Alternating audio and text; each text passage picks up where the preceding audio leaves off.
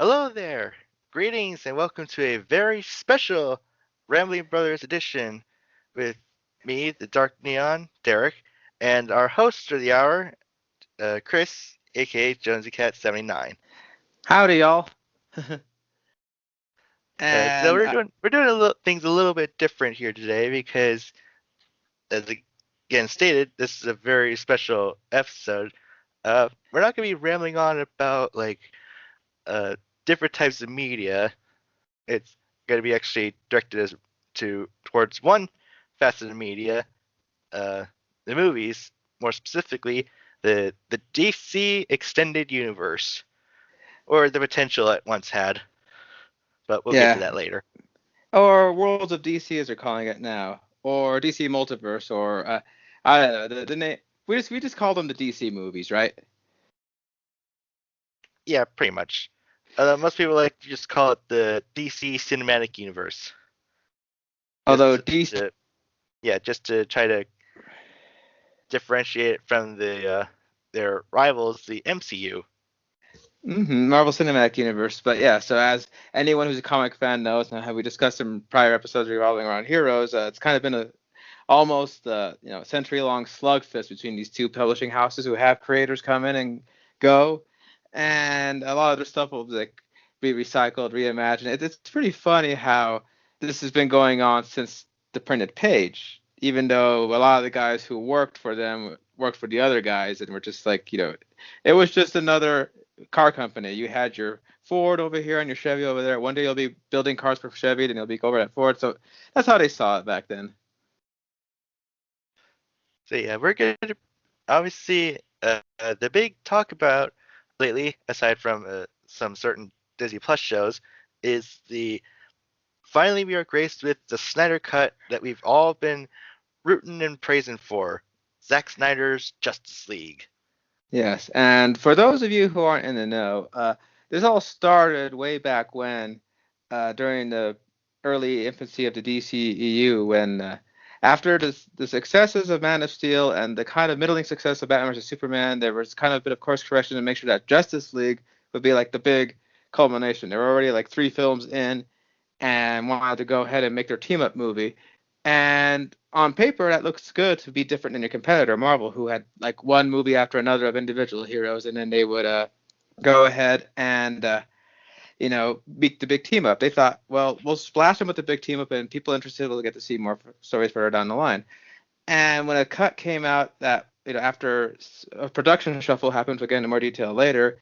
The movie that did come out did okay, but it was met with middling receptions and box office, and fans felt like this was a complete not what they were advertised or promised. So, and people who worked with it kept saying that there were rumors of, they seen another version. They say it was much better than what we got in the theaters. So that's what started the whole trend of release the Snyder Cut, something that's been going on for about 3 years now, I'd say. Yeah, but before we get way too deep into the rabbit hole, I think we should at least start with um, how we both got into knowing about the Justice League. We probably talked a little bit about it in our Heroes Ramble, but I would like to say that my first introduction to the Justice League was through its other nom de voir, the Super Friends, which were rerun through the early days of Cartoon Network, back when they were actually it was mainly a network that was rerunning classic cartoons in one convenient location. You mean before they started becoming the Teen Titans Go network? And I think they're starting to downplay that a little bit, but Good. um, anyways, I always enjoyed watching the Super Friends. It was literally like my first introduction to um, most of the DC pantheon, including of course the classic Fleischer cartoons for Superman. And just watching it, it just seemed um, very um, wide scope of like different adventures for a varied team fighting against the constant forces of evil villains that were also teaming up. The And Legion of of course, Doom, right? yeah, of course, it would lead to usual running jokes like how um, this would be the birthplace for the constant Aquaman jokes that he's just all he does is just talk to fish, and that's all he does. Even in the comics back then, he was shown to do a little bit more, but whatever. It's funny, both Robot Chicken and Family Guy have taken opportunities to really make fun of that portrayal of Aquaman, even though he can literally summon a whale to kick your ass. Exactly. But then also another introduction on that same network would be the Justice League cartoon that was spooning off from the what was known to be the DC animated universe, which were a series of cartoons that were building off a sort of continuity that seemed a little more clad tight. I mean, Marvel also had their shows going on too, but they were more tied to the fact that the voice actors were the same going from show to show. It was kind of like a hit and run kind of approach. But Yeah, besides, but the the only groundwork one is still people. there. However, the DCAU was definitely clandestine and very crystal clear. It started off with the original classic Batman the Animated Series, which would then lead to Superman, which would reinvigorate the Batman show again to the new adventures, and spun off into Batman Beyond. And although these properties were on like Saturday morning channels, those channels did not think of a Justice League would work because it's literally a team of adults, and according to them, kids won't be interested in that. Of course, they would pitch it to Cartoon Network, and they would obviously instantly say, "Yes, we're in, all in." After obviously success of showing reruns of those old shows on their network, and so we would be introduced to the likes of the Justice League, and whew, we were in for quite a show for that one. And it got even bigger once they got to their next season, Justice League Unlimited, which opened up the wider DC comics universe into those animated series, correct? Exactly. And of course, history would go on. We would see the Justice League more in media like video games, cross paths with Mortal Kombat and the like. But it was that one facet of media that would always elude us. That one movie that we almost got with George Miller. Yeah, that would be Justice League Mortal, which that was going to be by George Miller, who had done things from a wide gamut of things, from like Mad Max to the Babe movies to he was really gearing up for this one. And I think they were doing this right after they were getting through with their Nolan Batman films, and then they wanted to try and get the greater league in. And this was before Marvel was really taking off, so they thought we can try to make this work. I mean, they did try a failed TV movie of Justice League, which was never seen to the public until it got leaked like a couple of years ago. And I saw it on a stream of a dear streamer friend who always finds these obscure contents and tends to make us go like, wow, and they're good for a laugh. And ooh, oof, they. And it was funny about this Justice League TV movies. It didn't have none of like the really big hitters. Maybe the Green Lantern, and I think there was a Flash, but I don't know. There was no No, there Superman. was a There was no. Flash. It was the Barry Allen. But the only league members you would actually be able to recognize, like from even casually bouncing off from the cartoon, would be Flash, a Green Lantern, and even the Martian Manhunter would appear. And then there was Ice, I think, which I remember from that hilarious Robot Well, Chicken sketch about all the ice people. by the way, I just realized that they completely omitted Killer Frost in that. I have no idea why. They had a gag where after the museum collapsed, that Killer Frost would be at their funerals mourning them. Darn. But Anyway, yeah, um, although I will say that that TV movie having only like a few recognizable faces and not the big heavy hitters would kind of harken back to like the older comics back then where they would say that Batman and Superman are on a team, but they're usually busy and tied up somewhere else. It was mostly just the DC editors worried that too much exposure would lead to uh, exhaustion. branding tire branding exhaustion. What Boy, that doesn't sound fucking familiar these days, does it? I bet you're like, wow, you're all like 80 years of foresight. DC, you want to use some of that now? Some of that on this?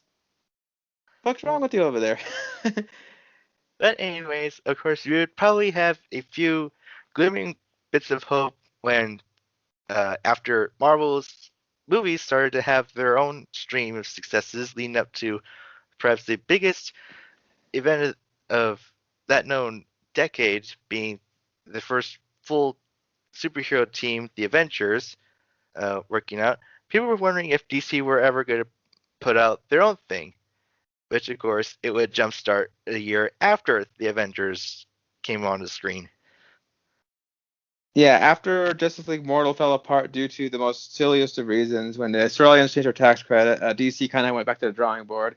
Nolan had just finished his Batman films, and they got Nolan on board to try and get their next project started involving Superman. And of course, he's not the big Superman head.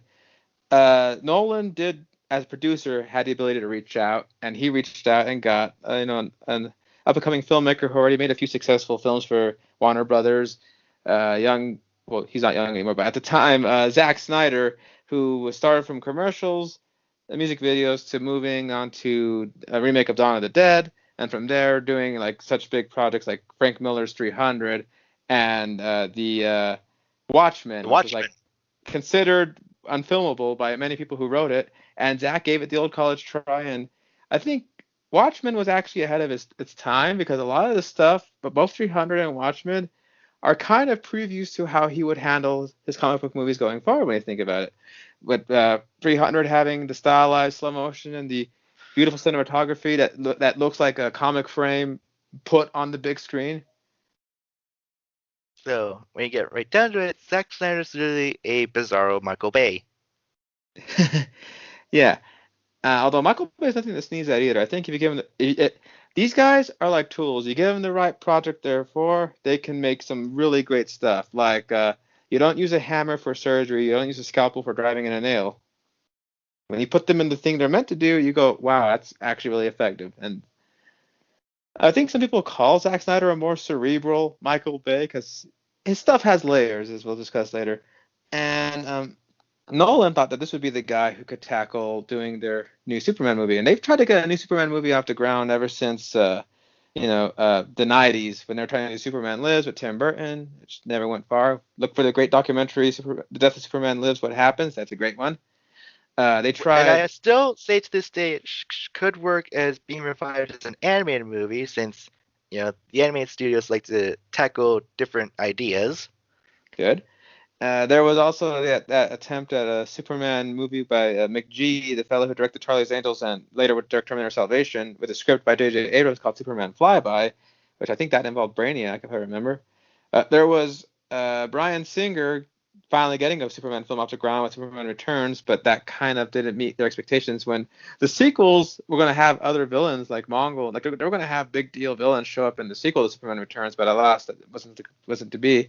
So here's Warner Brothers going back to the drawing board and trying a radical approach to doing their Superman, and they got Zack Snyder to spearhead that vision with 2013's Man Superman of movie, Steel. which over the years I've really come around to really liking it. I Ask loved him, it since day one. ask Obviously, it would help make me a Superman fan from that point on. yeah, ask Derek. My comments were pretty derisive toward the thing back then. That's putting it gently.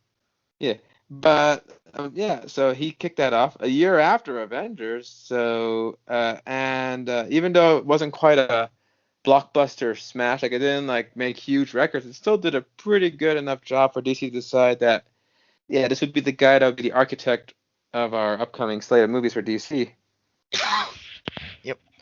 Which would then start what would be known as the DC Extended Universe, Yeah. which Now, obviously confused people considering that Marvel just simply called it the Marvel Cinematic Universe, so why even call it that for the DC?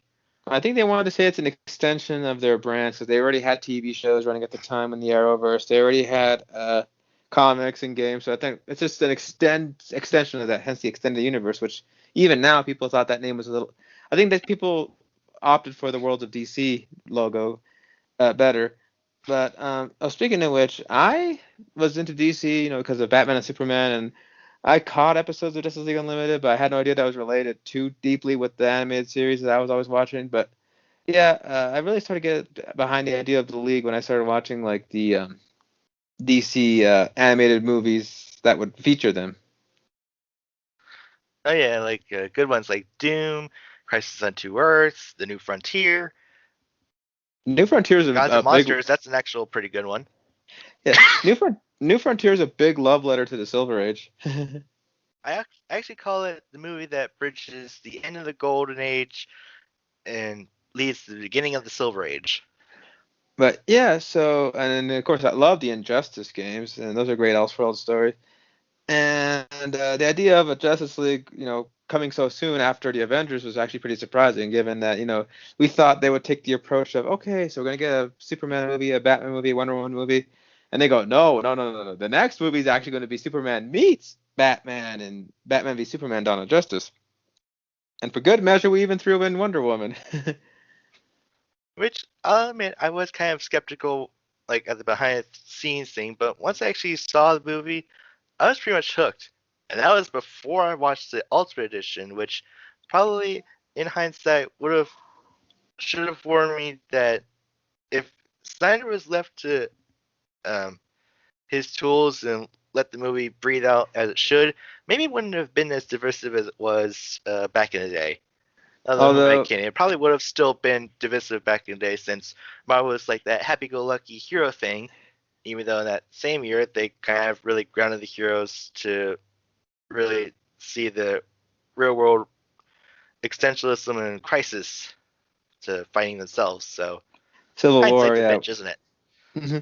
But yeah, so obviously people here have had their hits and misses with the DCEU because unlike Marvel, who has a single architect, Kevin Feige calling the shots and making sure they steer toward a similar narrative to make sure that all the stuff still is cohesive, even though it's different universes, even though Guardians of the Galaxy has James Gunn going for comedic, sci-fi fare. At the same year that you have the Russo brothers making a political thriller in Winter Soldier, he still wanted to Captain America: Winter Soldier. He still wanted to make sure that there was still a feeling of unity. Like, okay, this is the same universe where a talking tree and a raccoon can exist alongside a plot where a Nazi organization is taking over the secret government.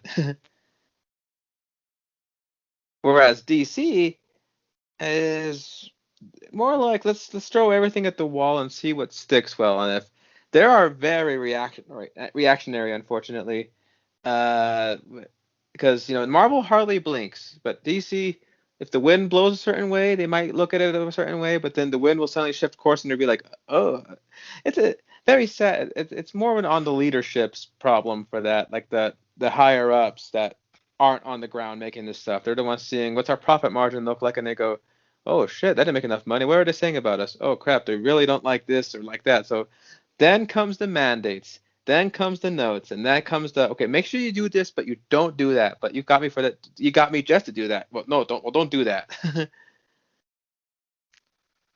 So yeah, needless to say, the Warner Bros. Has kind of gotten a reputation of being having a bit of a knee-jerk reaction. Yeah, And there are rumors about wanting to try to fire Zack Snyder since he was the one that was pretty much the face of those movies that were kind of getting divisive results. And in the midst of developing the Justice League after BVS, um, it was kind of unknown about how the DC universe was going to be seen because they had because Suicide Squad coming up.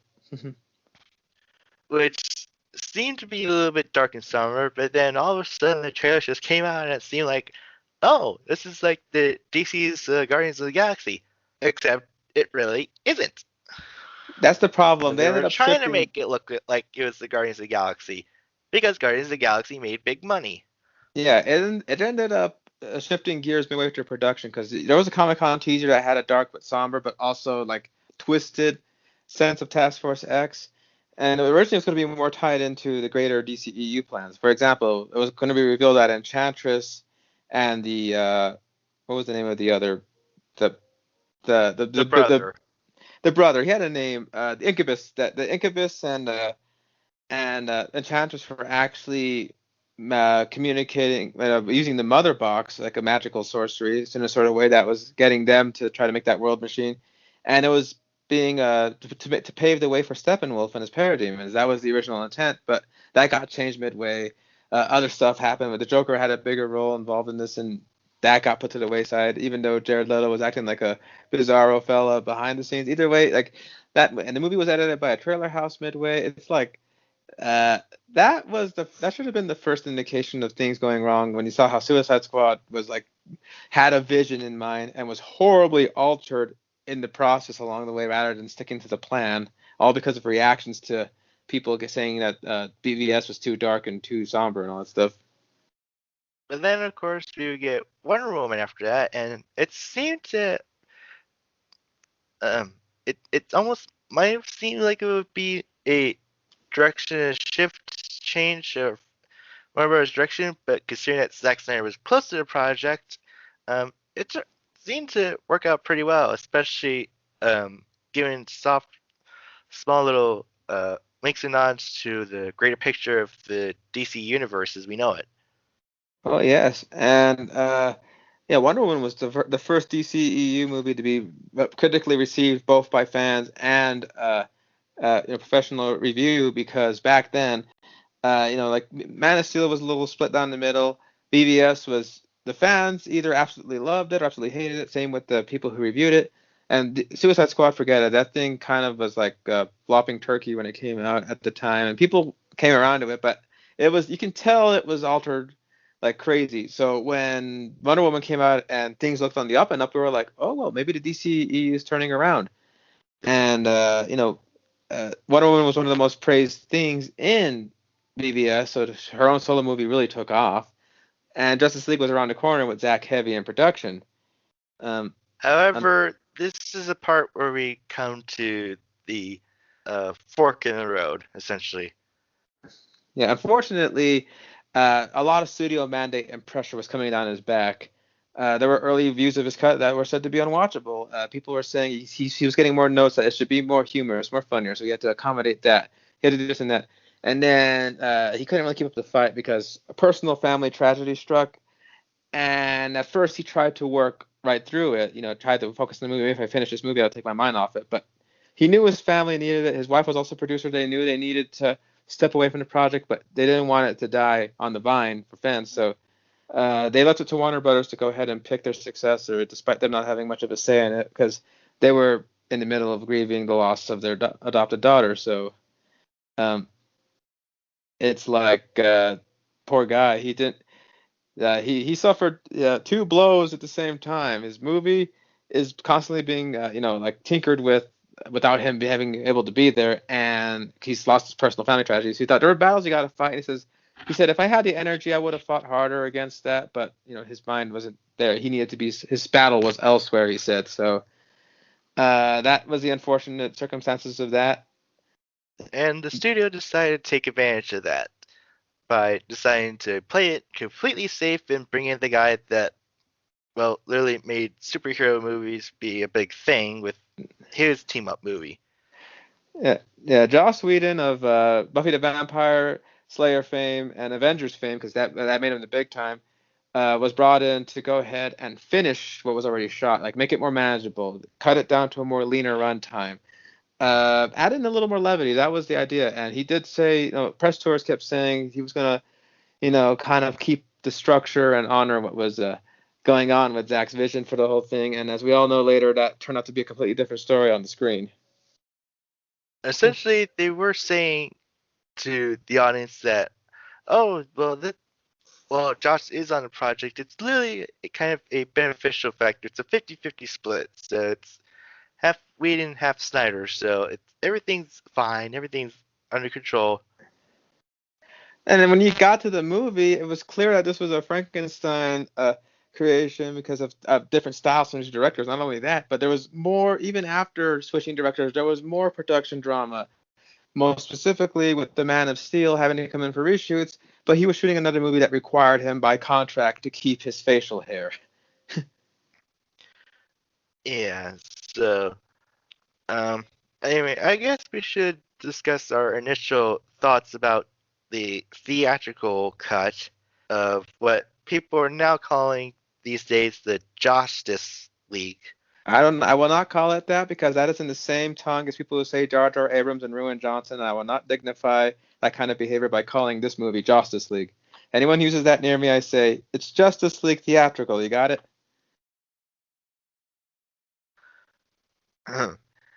um, Sorry, initially I didn't mean to cut you off there. I did, no, it's initially I didn't really think it was that bad watching it. I was just kind of riding the high off of seeing what came before, finally leading up to all of them united, fighting off a threat, and obviously kind of sprinkled in with nostalgic music cues.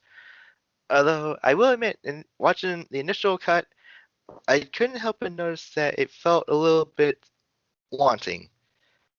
And obviously, coming off from watching Batman vs Superman and knowing the Ultimate Edition exists, and that is a far superior cut that makes the movie like grand and grandiose in every way possible, I figured, okay, well, Zack Snyder's on board, and Zack's usually known for having his director's cut, so maybe we'll see a bigger expansion. Warner Bros. Is just strict wanting their 2 hour cuts, so maybe when the home media comes out, they'll just put it out and satiate the fans. Probably get a little bit extra money for people who are curious to see what a fuller Justice League movie was. And unfortunately, Yeah, that never came. yeah. The thing is that I enjoyed Justice League 2017 for the most part, but there were some noticeable chinks where you go like, yeah, like right from the first frame. Infamously, like I said, Henry Cavill had a mustache he was required to keep for his filming for another movie. Like contract, he couldn't shave it, so they thought they digitally, instead of giving Superman facial hair, they thought let's digitally remove his lip. And I don't see it as bad, but other people really see it and they say it's like he got a food allergy in his face and it's just I mean, unnatural looking. at first I couldn't see it either, but then I was at least then our family was starting to get bigger screens in the household, and then I could actually see the difference. It almost really looked like he was sticking his tongue under his upper lip and giving himself an overbite. Yeah, so it was pretty bad, and you got scenes where it felt like a lot of stuff was missing, exposition about things. You got character motivations reworked, namely the villain. You got you got action that's really well choreographed, but it's lacking punch that we saw in the trailer. The cinematography has been changed. Suits that looked better one way in a certain lighting and color now looked, out there. For example, Batman, he works well in the shadows and looks great. When you put him in broad daylight with that lighting and everything, you go with that color correction, you go, it looks like a cosplayer at a soccer field sometimes. And not to mention the inconsistent scene cuts and also obvious ADR lines when the camera wasn't in front of a person's lips. Or even Yeah, sometimes they'll put it even in when scenes where you actually see the person's face. yeah. On top of that, the reshoots happen after a long period of time later. So some actors' physiques change between scenes, and you go, "Oh yeah, that's definitely a reshoot." But yeah, unfortunately, it was this like mediocre failure for such a big property like the Justice League that DC decided to like buckle down and say, okay, we need to reshuffle, we need to rebrand ourselves if we want to keep pushing forward. And And luckily, then, that unfortunately, in years to come, we would learn from even the actors and crew who could testify to this, there was a completely different movie that we were not able to see. What the fans would later dub the Snyder Cut. and there was recalls immediately on social media for the Snyder Cut to be released. And there's a funny little misinformation that gets out there, and I want to like clear up that I've been watching this a long time with trusted sources who have been every time I would come up to a report on it and everything like that. People like Beyond the Trailer, Grace Randolph, who was a big comic book aficionado. She used to have a thing called Beyond the Page. No, think about the ink, and that would have like reviews on comics. But she was the one who would hear about inside sources talking about whispers of a Snyder Cut. Canadian movie talk reviewer John Capia. would talk about it. People would tell him, this cut's ready to go. I just got to get it out right. He says, okay, he made an edit. That exists. But a completed, effects, release it tomorrow thing, that doesn't quite exist. So people will keep saying, oh, these people denied it exists. Well, they didn't say that an edit didn't exist. They were just saying a version that was already made and completed to go alongside the same time as the theatrical league that was ready to be sent out there on DVD tomorrow had it been officially made. Because Zack Snyder is a very visual filmmaker, so he has a lot of visual effects. So it would take a good amount of money and time to wrap up those effects. And uh, a few years ago, when they did Avengers Endgame, they made a special I Love You 3000 edition to see in theaters that included cut scenes, and those scenes had unfinished effects work. And oh boy, people thought like they were paying to see something really special, and they see that and they go, oh, this is especially fun on the DVD, rather than something where like there's a scene where Hulk saves somebody and he's completely CG. So, but he's unfinished CG that looks like the Pixar animation test from mid '90s. But regardless of um, finished effects or not, people there were still a covenant of people that still at least wanted to see a version of it. Because I'm sure you would think that pulling off a different version of a movie on a home media would be out of the question. I would respond, tell that to the Richard Donner cut of Superman 2. Oh yeah, that was another DC film where tensions grew high between the producer and the director ended up walking the project. But luckily, he was shooting both Superman 2 and 1 at the same time. And when he got left, they kept some of his things in, but they had another director come in that they trusted to go ahead and make a whole new cut, and that was the Richard Lester cut. The footage for Donner still existed, so after some fan campaigning and some funding, they were able to get Donner's, edition out there.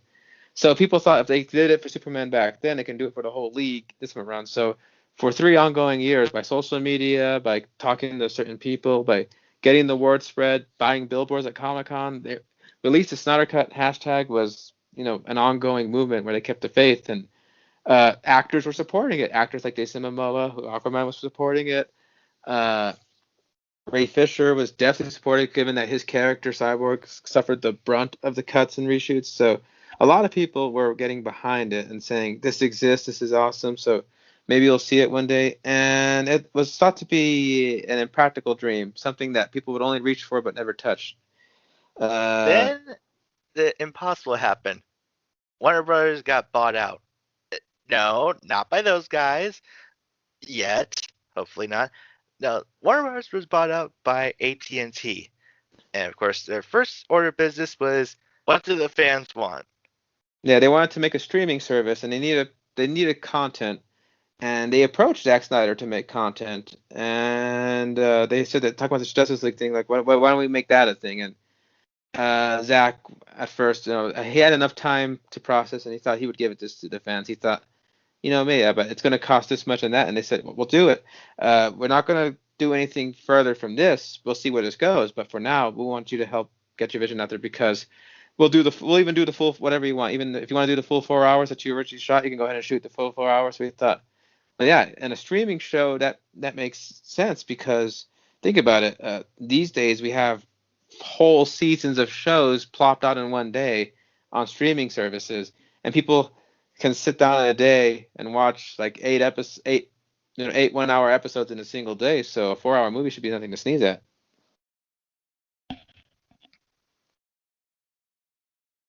So, uh, yeah, and of course, we would never learn that this was actually truth until the day me and my friend watched a stream of Zack Snyder watching Man of Steel along with the rest of the world because the what happened last year, and well, we just thought, we never all these watch-alongs are kind of a big thing these days, and like Man of Steel with the director himself, like that's how can we pass it up? So thankfully, our days off were marked on the same day, and we watched it, enjoyed it. We just kind of went along and watched it. It felt like we were watching with a director, along with millions of people. Because And for Zach, the Q and Zach, A up, yeah. Zach would go ahead and point out things like, I meant for it to look like this, or the fun fact about he'll say stuff and it was kind of fun. It was like a live movie commentary, like audio commentary you get on a special feature on DVDs. Remember those special features on DVDs where the cast and crew would audio commentate on stuff? Yeah, which by the way, these um, movie chats that with Zack Snyder when he watches movies are archived on a Vivo account on YouTube. So if you just do a quick Google search, you'll find it. But what really spurred a lot of interest was the Q&A, where suddenly, all of a sudden, Henry Cavill showed up. Yeah, and the people were asking questions about his other cut and everything like that. He was being coy about it until Henry eventually said, I think we should show them. And then, lo and behold, truth was made. The Snyder Cut is announced. Yeah, Zack Snyder's Justice League was announced for HBO Max, and you can see it's on YouTube. There are people who were video called into the Vimeo chat were like reacting and freaking out, going, "Oh God, it's real!" And Zack was like pretty happy to finally get this out there. Down the line, we would get DC Fandom, which would be announcing DC's future projects in both comics, games, and movies.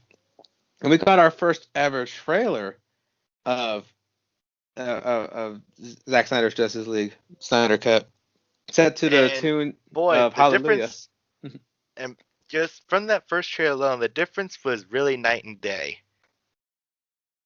Yeah, and so this was completed. It was going to take 70 million to finish the effects and to do additional reshoots at Zack's request. That involved bringing in actors that no one expected to come back, like for example Jared Leto's Joker, which no one expected to even be brought in, but he was announced to be brought in for reshoots.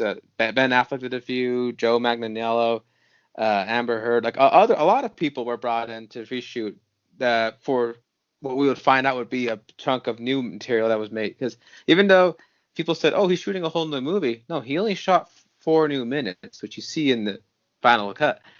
Everything else was unused stuff, but was like polished, touched up, color corrected, and it was made so that this will be a finished film rather than because even Zach later said, "I would never have released it unfinished because then people would say hold ups and say, oh, well, it's only weak because it's unfinished. That's why."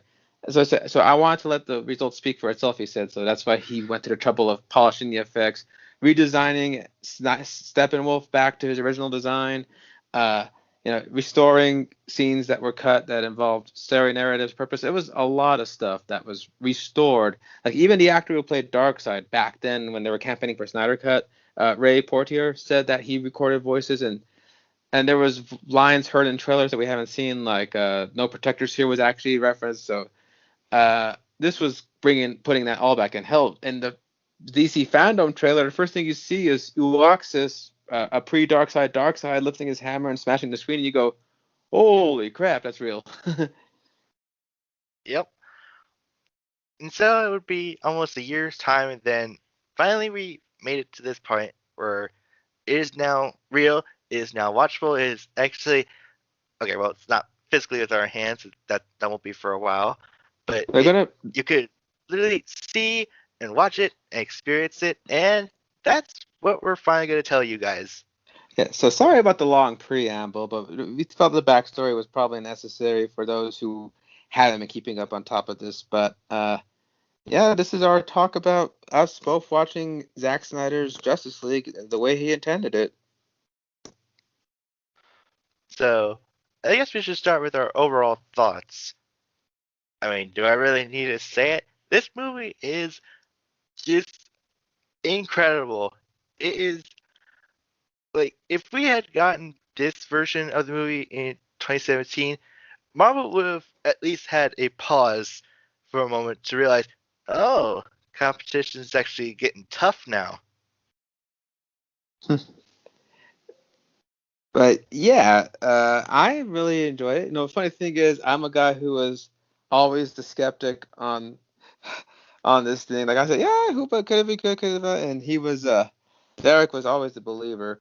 So I Well, really it, think of it was mostly, again, due to the BBS Ultra Edition, which it turned a pretty decent, okay movie that was choppy and missing some gaps, and literally fleshed out into an, an odyssey, almost a mini odyssey of two iconic beings forced to face each other for their differences in morals and methods, realizing that one sees the alien as all powerful, and if one slight happen, even 1% chance, this man could literally doom everyone, and no one would be able to stop him.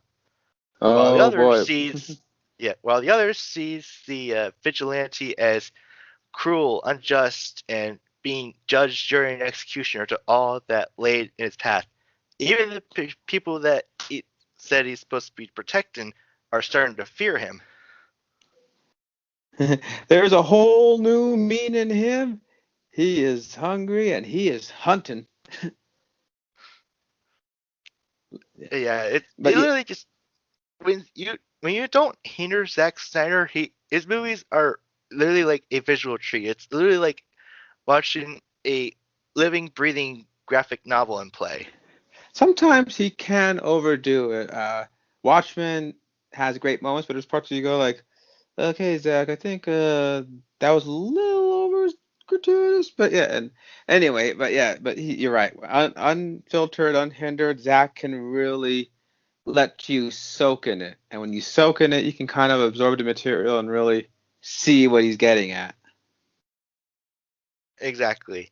So I was pretty much like all all in for this thing. It was funny. It originally was supposed to be like a 4-part miniseries, considering that this is a 4-hour movie, and like there are people wondering, could we actually sit through it? Like even like Endgame was like a bit much to sit through. But in the end, a contract dispute, and it's long story short, couldn't do it as a miniseries, so they said, okay, screw it. We'll just have it a movie. We'll just put down chapter marks. So that's how Zach wanted to do it anyway. He said,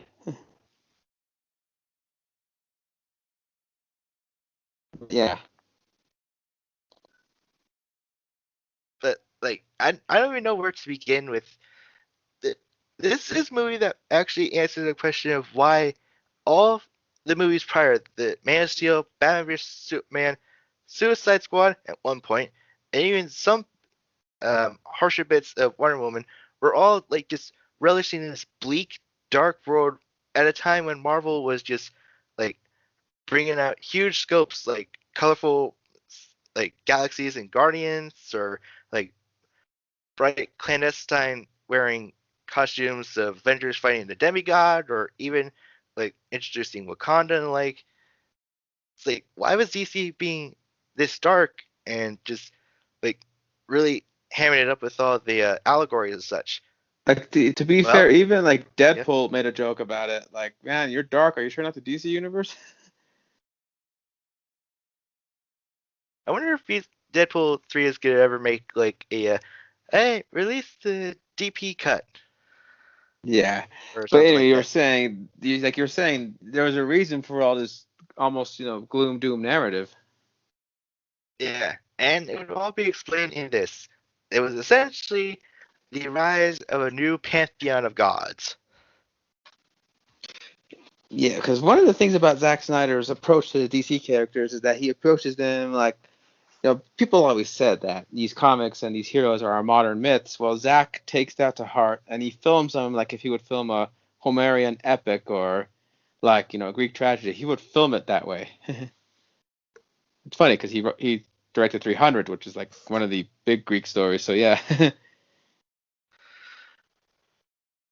And but it's like when we say it's night and day of the differences, it's night and day. Like the villain that was antagonizing him actually has a character to it instead of just being a typical alien brute. And um, there's there's really a much more. I can't even describe it. It's almost like this feels like an actual movie adaptation of an event comic. Or yeah, Yes. I'm sure many of you will know about event comics, like the Infinite Crisis, Blackest Night, Final Crisis. Um, Amazon's like attack. there, yeah. Uh, but anyways, or even something as almost as big as like Crisis on Infinite Earths, which it's a series of stories that revolves around multiple characters and the huge effect of the universe at large. And this movie really shows that there is more at stake than just the world being threatened, like how Avengers plays it. Like eventually, Avengers would rise to the stakes as universal implications and stuff. But you're right. This does feel like a big event comic, whereas something like say TV shows like WandaVision or Falcon and Winter Soldier that are coming on streaming, they're more like the issues you would get monthly, week by week. This is definitely like the big fat graphic novel you'll find in the bookstore at Barnes and Noble. Which I can attest to since I have a big fat ass collection of stories revolving around Crisis on Infinite Earths. So that's what this feels like.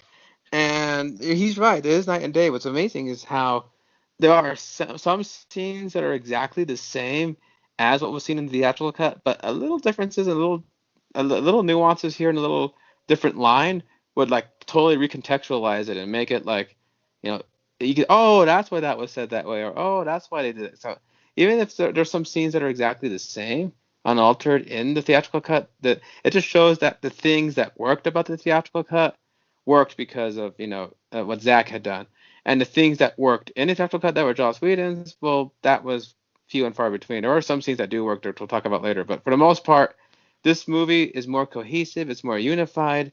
The characters are consistent rather than changing tunes between scenes because that happened a lot in the other version.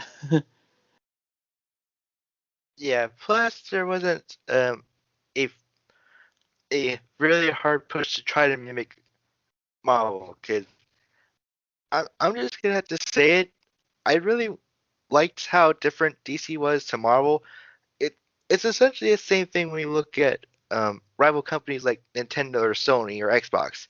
It you gotta have like at least something that makes you stand out. Otherwise, you'll just end up being Xbox, where you're just pretty much like a different port, which will end up just having PC cuts anyway. So what's even the point of that one? Yeah, like in Nintendo, you got your brand of like your adventures with Zelda, your fun with Mario. Sony, you get your sports games like Gran Turismo, the racing simulator, or like the harsh narrative stories like Last of Us and God of War. Exactly. So like I didn't. It would it would just be redundant if like DC was literally trying to follow the Marvel method. I understand why people wish it was that way, but if you look back after watching this movie, it all makes sense of why it worked in Zack's mind of how he imagined it. Yeah, Because I mean, like let's think about like looking back again when we were discussing the DC animated universe. We had a Batman show, we had a Superman show, and we had a Batman Beyond show. We didn't get a Wonder Woman. We didn't have a Flash. We didn't have Green Lantern shows or anything like that. We went from Batman, Superman, and okay, Justice League. and even like Static Shock had the Justice League come in every now and then too. So yeah, Well, I thought that Zack Shock came out at almost a little bit at the same time as Justice League, but yeah, you're right. yeah, that's why they cameoed. Yeah, but yeah, But so like it worked then, so why can't it work now for the movies? I know it just depends on the leadership and what they're chasing after. And like I said, they've had a revolving door of leaderships over there in terms of who's head of the divisions and stuff. So, I mean, Marvel has the benefit of having the same guy on board for 10 years who knows what he wants and knows who to hire. And if people are going to give him problems with that, he finds a way to correct it or, replace them pretty well. Like when he had to replace Patty Jenkins with Alan Taylor of Game of Thrones fame to make Thor: The Dark World. And then Loki came along, and so they had to go ahead and shoehorn him more into that. So that's probably why that one ended up. I wonder if there's another cut of Thor: The Dark World where Malekith is an interesting character like Steppenwolf, because I think like the actor who played him, Christopher Eccleston, former Doctor Who, was a little disappointed that a majority of his footage was cut out in favor of including more of Tom Hiddleston's Loki. So and likewise, I think his name was Kieran or Syrian Hines, who plays Steppenwolf here, did say he was a little bit surprised at what came out in theatrical because he filmed whole backstories and scenes with Snyder, and you get to see those in full effect in his Steppenwolf here. So yeah, so my overall thoughts are on this movie is that it's huge, it's grand, it's epic, it's literally worthy of having the name Justice League attached to it. And I say, yeah, it was an interesting experiment to see what would work with different. But it's not only is it a good, complete vision this time around, but also this is a good thing to show when talking about the importance of editing, of sound, of choices, creative choices here and there.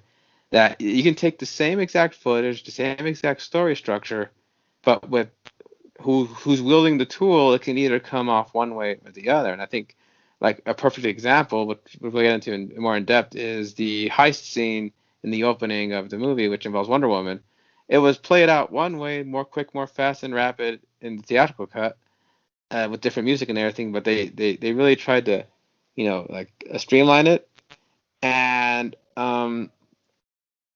then Yeah, watching the Zack Snyder cut, you can definitely feel like the intense danger, the intensity, the limited time to think or react that Wonder Woman has to put into, and why she has to really let loose and really go to town with the bad guys.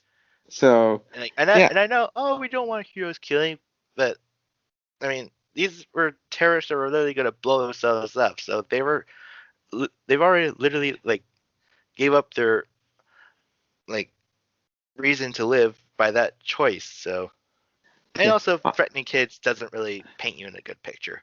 Also, another scene that's minor, but you compare the two differences really well is the resurrection of Superman, with the box in the and the debate around it. In the debate, they kind of go back and forth, and it almost sounds kind of like the Age of Ultron debate between waking up Vision or not, and then uh, Flash does his thing and wakes him up. But there's a little more subtle nuances in the Snyder Cut version, other than, of course, the added stuff that was added to it. But also, it does feel more intense when the Flash is trying to power up enough energy to try and get the box powered up.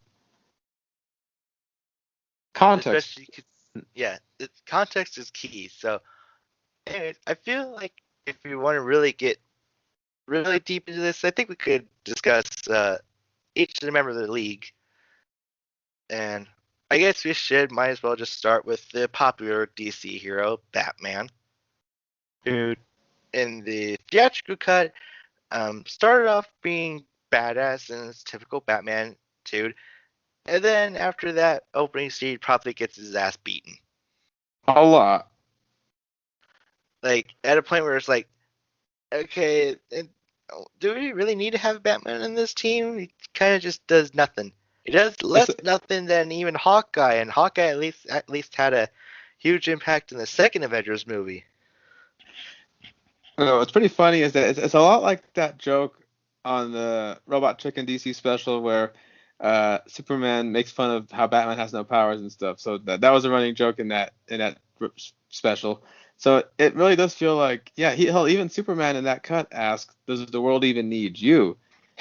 So it's like, before saying a really stupid line, call back to 2016. But the yeah, you're right. Batman started to become a kind of a joke, and it didn't help that Ben Affleck was at a rough point in his life at this time, so his mind was elsewhere. So, and on top of that, the way he was written was rather strange. It was almost a complete contrast to how he was in BVS. Like, here he is waxing poetic about Superman as a beacon of hope and all that stuff, and I'm going, if you really thought that even after before his sacrifice, why did you want to drive a spear through his heart?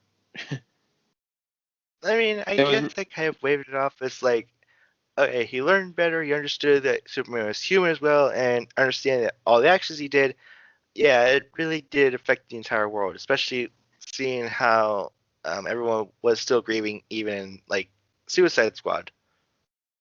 So yeah, but I think he said he did a beautiful description, And Derek made a good point while we were watching it live. He said it almost sounds like he's describing the Reeve Superman.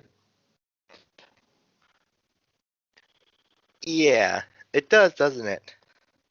Yeah. So Oh, yeah, it's a little bit on the nose when you realize that it's like, okay, now it makes sense. DC probably forced Whedon into like, okay, people are complaining about our Superman. Now we need to make him like be the Superman that everyone expects. that's why even his theme is the same when he comes back in the end for the final save, which is done more differently in this version, and we'll get into that. But yeah, so Batman is he does get a few licks in the other one, but he's written awkwardly and hell. On top of that, I made this joke while our last watching where he said it kind of feels like they were walking in the offices along with a Marvel guy with a Tony Stark script, and the pages got fluttered, and some of the Tony Starkness got into the Batman script. I mean, I guess And like I guess the mindset was, oh, it's the billionaire that kind of like started earlier than everyone else, so I guess he's this universe's Tony Stark, which is literally the complete opposite of the type of mindset for those types of characters. but yeah, on top of that, they had to give him this whole subplot to make him useful, so he had to come up with the whole parademons hate a particular sound frequency, so he's got to spend half the movie trying to replicate it. It's a car alarm. But anyways, the Batman we No, they're have in the true Zack Snyder cut, um, obviously he is trying to bring this team together not because of Luthor's warnings or the fact that his parademon blew up in my face and 3 boxes appeared. No, he's looking for them since day one, uh, as a deathbed promise to his uh, very short-lived friend Superman, and yeah. I you made can a promise honestly on his tell grave. that yeah, you can tell that this was not really an easy feat, especially when his first search was to find Arthur Curry, which should be the Aquaman.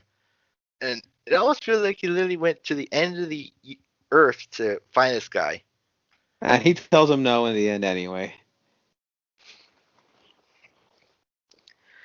But even then, Like, Batman behind the scenes was still adapting his tech.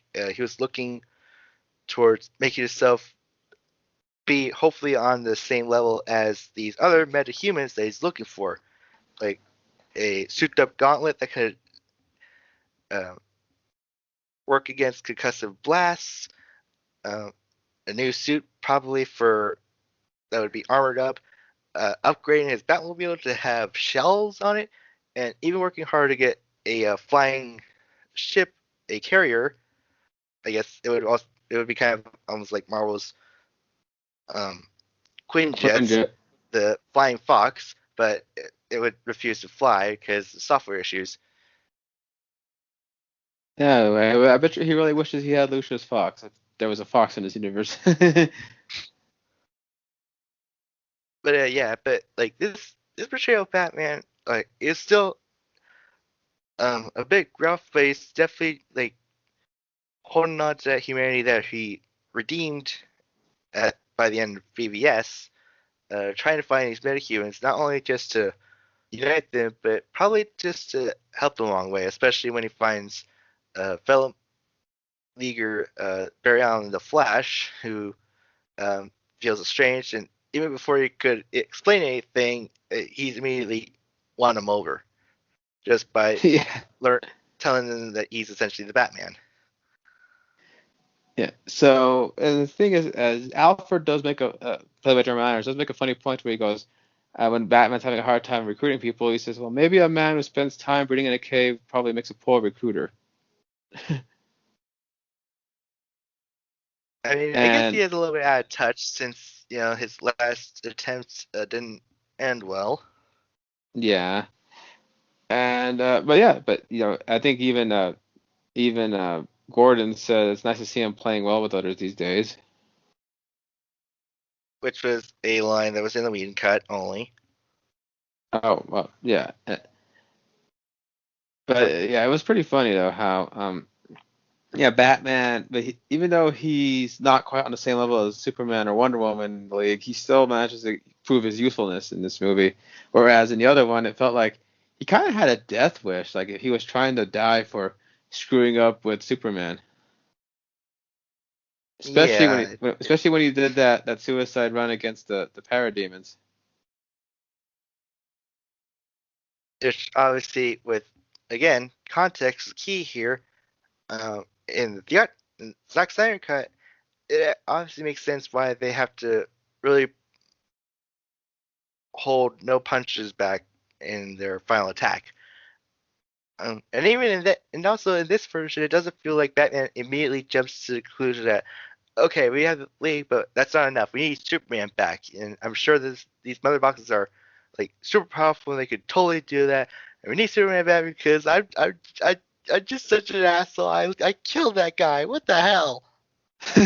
That's exactly his character arc in the theatrical cut. Even with that, Wonder Woman tried to say, "Hey, listen, it's not your fault." And hell, there was a point where she tells him to get over Superman's death, and then he had to pull the boyfriend card, and we were like, "Oof!" Like we went ouch when we heard that line. Even back then, we're like, "Ooh, Batman, you shouldn't have crossed that line," because we had just watched Wonder Woman. Yeah, but obviously that discourse wasn't in this one. In fact, I would honestly say that in this version, there's definitely a little bit more waking nods to a little bit of a pairing between Batman and Wonder Woman, which, no surprise, that was also pushed in the DCAU Justice League cartoons.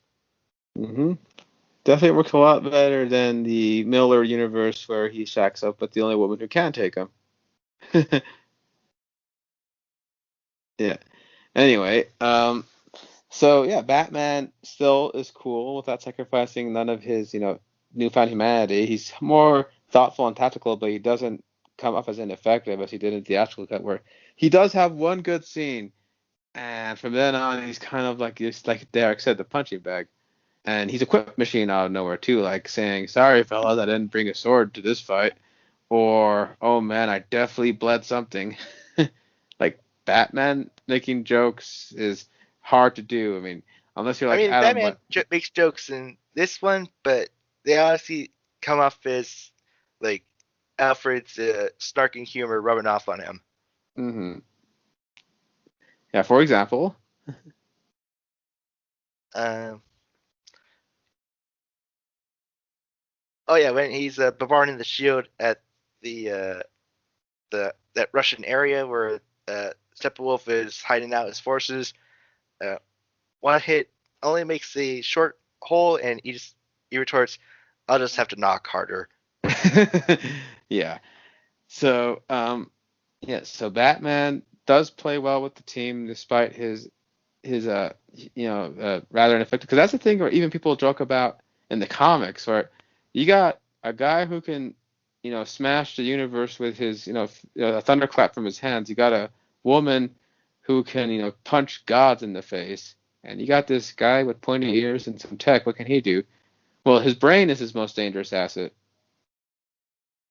And obviously, being able to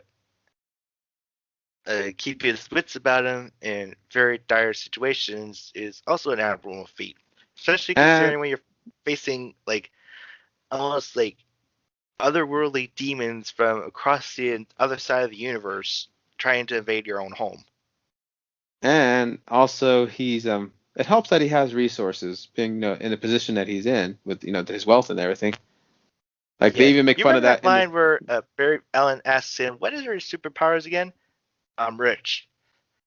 And across the movie, you could definitely see that superpower play from bargaining for to have a chat with Aquaman to buying the Kent farmhouse to even oh, what was the other example Using his for that? Wayne Tech satellites. He has 5 satellites around the world.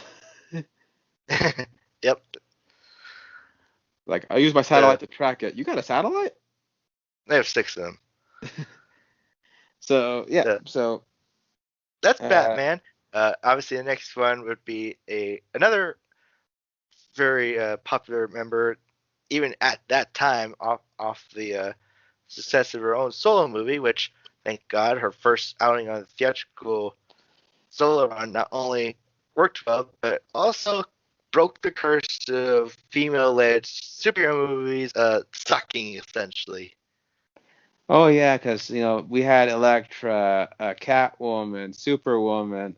Those movies are like they just didn't work for one reason or another. Not because their characters were women, but because of the frame of thinking or the incompetence involved. Like essentially, studios were used to writing for male-driven superhero movies and not female ones, and it was always like, okay, so we have a female badass, so that means we have to make the male less effective, which that is a terrible idea to even do. That not only hinders the supporting male, but it also makes it seem like the female lead needs like a handicap essentially. But Yeah, luckily with Wonder Woman, we got not only a capable Amazonian princess, but we also have a dedicated American soldier pilot of Steve Trevor. yeah, and yeah. So you're right. That movie worked, and on top of that, even in its theatrical cut, one of the bright spots in that movie was still Wonder Woman, even though she was the butt of an unfortunate joke at one point. But for the most part, she was still badass, and a lot of her footage carried over from the Zack Snyder version. So it's like, yeah, Zack really knew how to make Wonder Woman work. I mean, not only did he make her work, he also made her whole island work. Yeah, especially the Amazonians. Unfortunately, in the theatrical cut, the Amazons getting invaded was kind of it almost felt like a cheap slap in the face. Like we've been told that these Amazons are great warriors, and they just get shoved around by a guy making creepy remarks. Yeah, and I mean, they weren't given time to really breathe in their scene. And this version, you got moments where the queen is mourning her fallen soldiers who say, "Honor us, honor our sacrifice by getting away with the box." Like they were willing to die. Like I mean, one line that is still epic is when Steppenwolf talks about how his demons will feed on their fear, and this Amazons yell back, "We have no fear." Yeah, so it's essentially Zack Snyder making 300 again, but But with with all ladies, females. and it's glorious. And Diana herself, has a lot of action where she just goes all out, like because you see her in VVS and she is holding no punches with Doomsday, and I gotta say, Zach really knows how to get good warrior yells from Gal Gadot.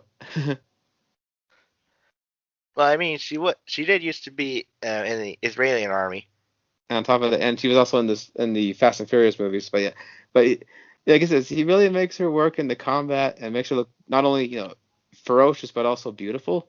And that's also evident in the terrorist heist we were talking about, where she's like, eyeballing Like, the bomb yeah, the while bullets are eyeball and going up. bomb while all the bullets are going by, and it's the typical slow mo you've seen in the solo movie that she has.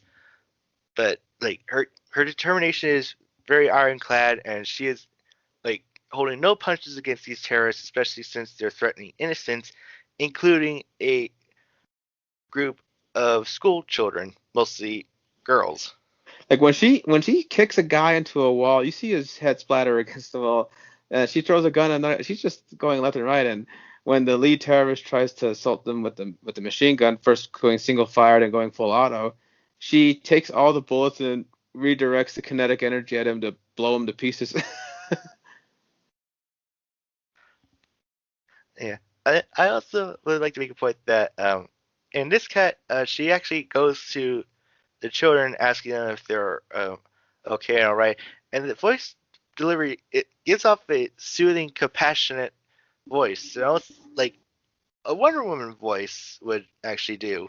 Like it's Uh, amazing is that she goes from she has a button. She goes from fierce combative, fury warrior to compassionate, motherly, loving. Like all in a span of 5 seconds of each other. So it's amazing acting that Zach really knew how to bring out because Zach likes to let his actors breathe and do what he brought them for.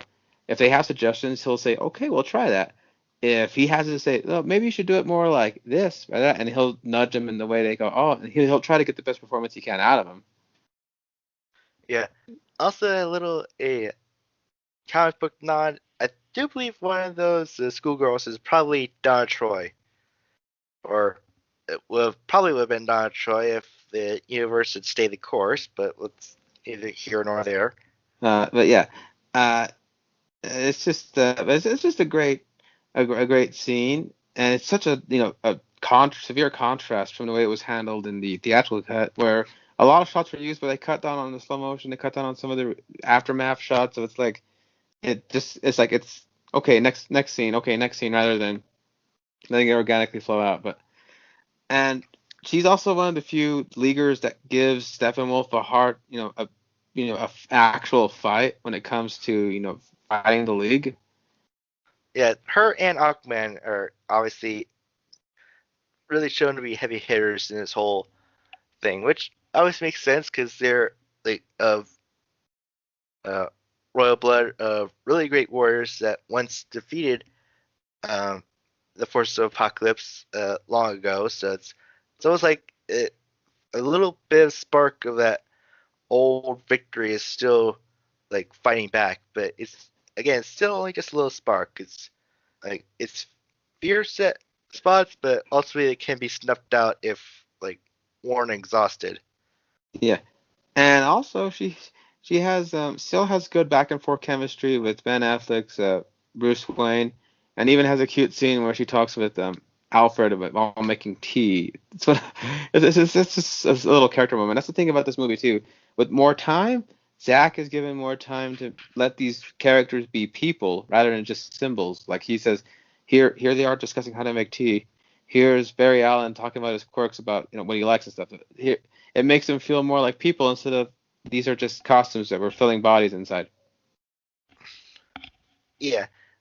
Um, I'll be honest, it is kind of hard to discuss about Juani's arc in this because it does feel like it's essentially just the same Wonder Woman we've seen like in the movies. Like the theatrical and director's cut aren't all that different.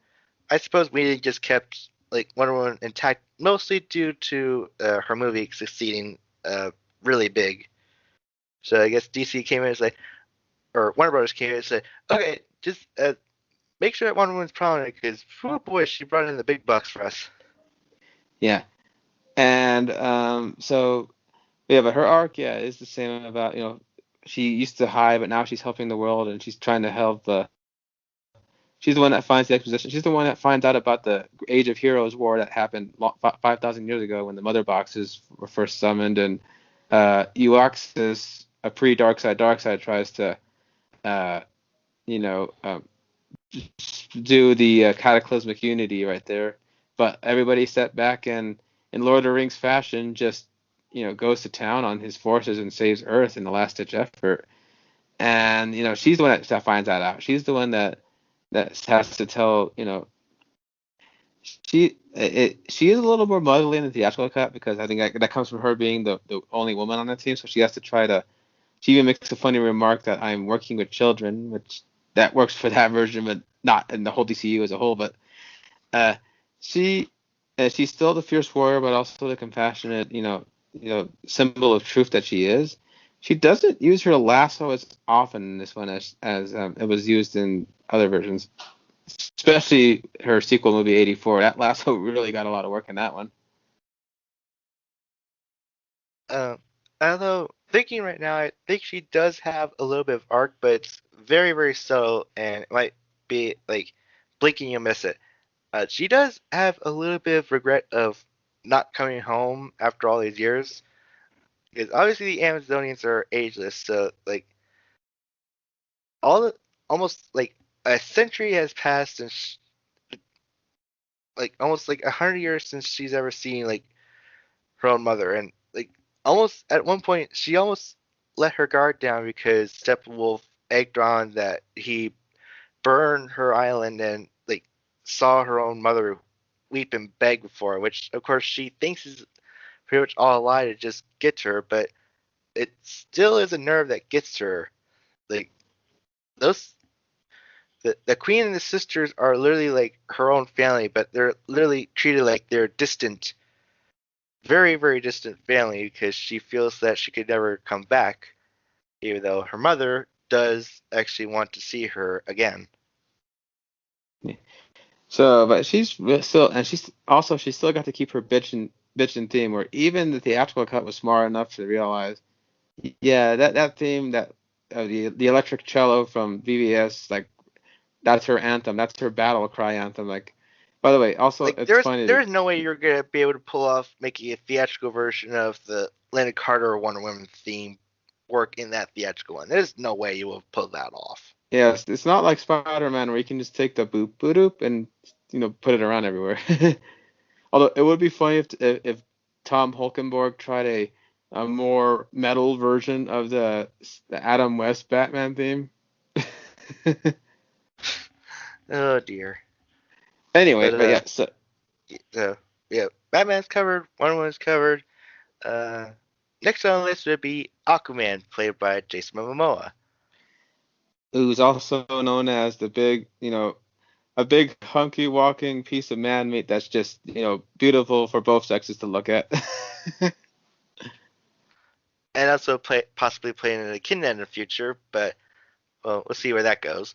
But yeah, he's actually pretty basic. He's actually pretty, I mean, not trying to diminish his character, but he's pretty much played straight like he was played in the theatrical version. Only this time, there's a little more angst to him because he's a man of two worlds.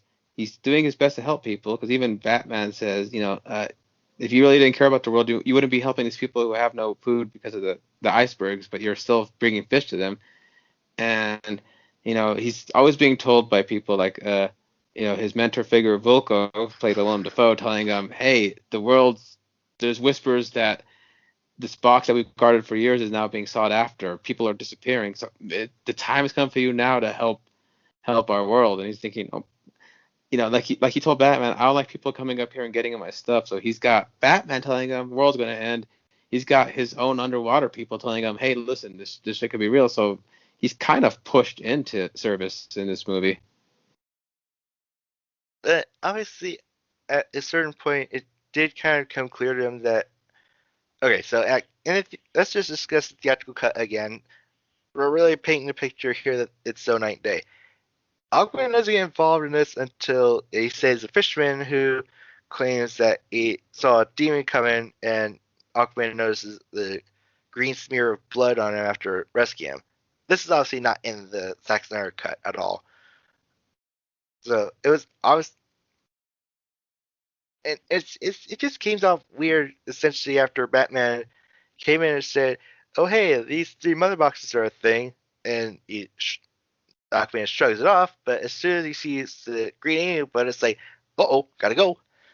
And he comes home and saves them during the Steppenwolf's attack there. Whereas in this one, he has both Mara and Volko tell him, "Listen, the time has come for you to accept your place, and your mother would have done this." Like there's a part where this is in both cuts, but yeah, where Mara explains his backstory about how it would have been his mother's duty to chase after the mother boxes in Steppenwolf, but she's not here, so that falls on Arthur.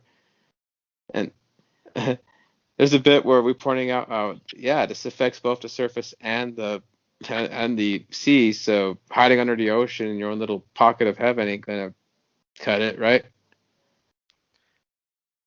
Yeah, and I guess doing all of that small saving, it really did come clear to him that he could just keep going on trying to live in his own little world. The fact of the matter is, if these rumors are true, that things are like not seeming good and bright, and some evil is coming from this different universe, then what good is going around just living your own world if it is burned to shreds? So yeah, so he does eventually join the League, even after initially denying Batman, and he's a you know he's a pretty good team player, and whereas for some reason in the theatrical cut he's a little antagonistic toward some of them, especially Cyborg for no reason. Whereas in this one they actually make him rather like at first, yes, he is a little mistrustful at first because they just met the guy, but after he sees that he is on their side, he actually feels for him when a tragedy happens later. So it's like, yeah, Aquaman is he has the big tough guy persona, but he actually has a little bit of a heart of gold. Also, we should mention that in the theatrical cut, there's no way to go around it. It was essentially just pictured almost as like a rock star that could breathe underwater. Like, think Rob Zombie with gills. Well, his own movie kind of helped him to carve out his own identity, and this movie sets up the page for his own movie. So that's actually pretty good world building there.